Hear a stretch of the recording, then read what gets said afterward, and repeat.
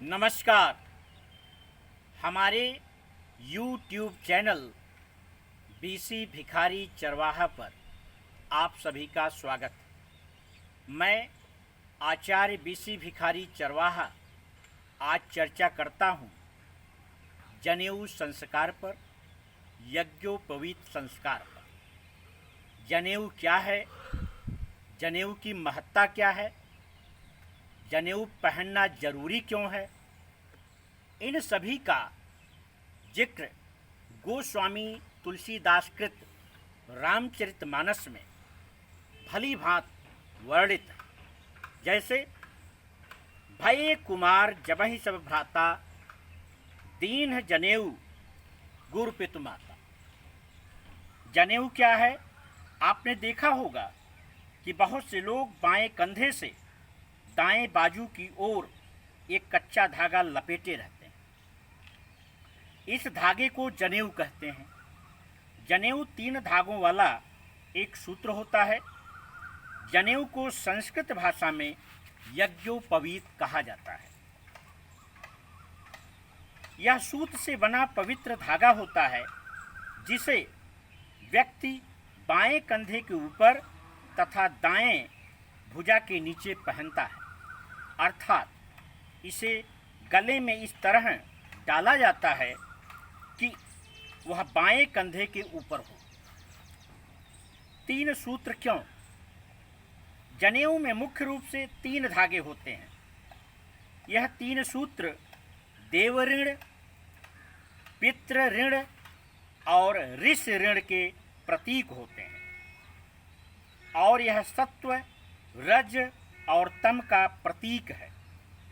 यह गायत्री मंत्र के 3 चरणों का प्रतीक है। यह 3 आश्रमों का प्रतीक है। संन्यास आश्रम में यज्ञोपवीत को उतार दिया जाता है। 9 तार। यज्ञोपवीत के एक एक तार में 3-3 तार होते हैं। इस तरह कुल तारों की संख्या 9 होती है। 1 मुख, 2 नासिका, 2 आँख, 2 कान, मल और मूत्र के 2 द्वार मिलाकर कुल 9 होते हैं। 5 गांठ। यज्ञोपवीत में 5 गांठ लगाई जाती है जो ब्रह्म, धर्म, अर्थ, काम और मोक्ष का प्रतीक है। यह 5 यज्ञों, 5 ज्ञानेंद्रियों और 5 कर्मों का भी प्रतीक है। वैदिक धर्म में प्रत्येक आर्य का कर्तव्य है जनेऊ पहनना और उसके नियमों का पालन करना। प्रत्येक आर्य को जनेऊ पहनना चाहिए बशर्ते कि वह उसके नियमों का पालन करे। जनेऊ की लंबाई। यज्ञोपवीत की लंबाई 96 अंगुल होती है। इसका अभिप्राय यह है कि जनेऊ धारण करने वाले को 64 कलाओं और 32 विद्याओं को सीखने का प्रयास करना चाहिए। 4 वेद, 4 उपवेद, 6 अंग, 6 दर्शन, 3 सूत्र ग्रंथ, 9 अरण्यक मिलाकर कुल 32 विद्याएं होती हैं। 64 कलाओं में जैसे वस्तु निर्माण, व्यंजन कला, चित्रकारी, साहित्य कला, दस्तकारी, भाषा, यंत्र निर्माण, सिलाई, कढ़ाई, बुनाई, दस्तकारी, आभूषण निर्माण, कृषि ज्ञान आदि जनेऊ के नियम। यज्ञोपवीत को मलमूत्र विसर्जन के पूर्व दाहिने कान पर चढ़ा लेना चाहिए और हाथ स्वच्छ करके ही उतारना चाहिए। इसका स्थूल भाव यह है कि यज्ञोपवीत कमर से ऊंचा हो जाए और अपवित्र न हो। अपने व्रतशीलता के संकल्प का ध्यान इसी बहाने बार बार किया जाए। यज्ञोपवीत का कोई तार टूट जाए या 6 माह से अधिक समय हो जाए तो बदल देना चाहिए। खंडित यज्ञोपवीत शरीर पर नहीं रखते।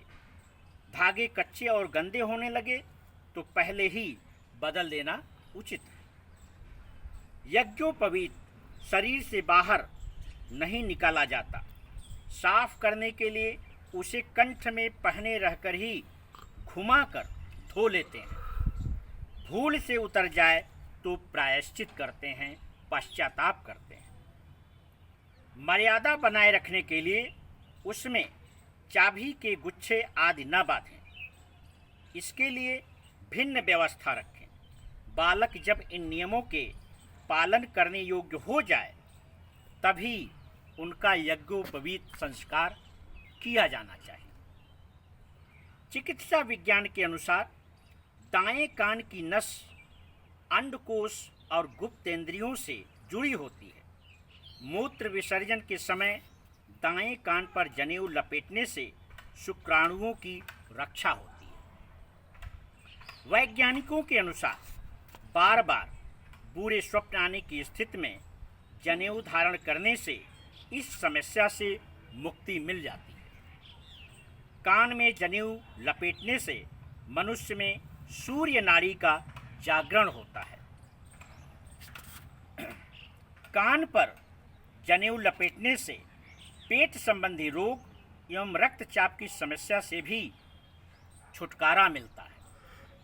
माना जाता है कि शरीर के पृष्ठभाग में पीठ पर जाने वाली एक प्राकृतिक रेखा है जो विद्युत प्रवाह की तरह काम करती है। यह रेखा दाएं कंधे से लेकर कमर तक स्थित होती है। जनेऊ धारण करने से विद्युत प्रवाह नियंत्रित रहता है, जिससे काम क्रोध पर नियंत्रण रखने में आसानी होती है। इसलिए चाहे कोई आचार्य ब्राह्मण हो, चाहे कोई महाब्राह्मण हो, चाहे कोई अन्य ब्राह्मण हो, सभी ब्राह्मण समाज के लिए जनेऊ धारण करना बहुत ही जरूरी है। इससे पवित्रता का एहसास होता है। यह मन को बुरे कार्यों से भी बचाने का कार्य करता है।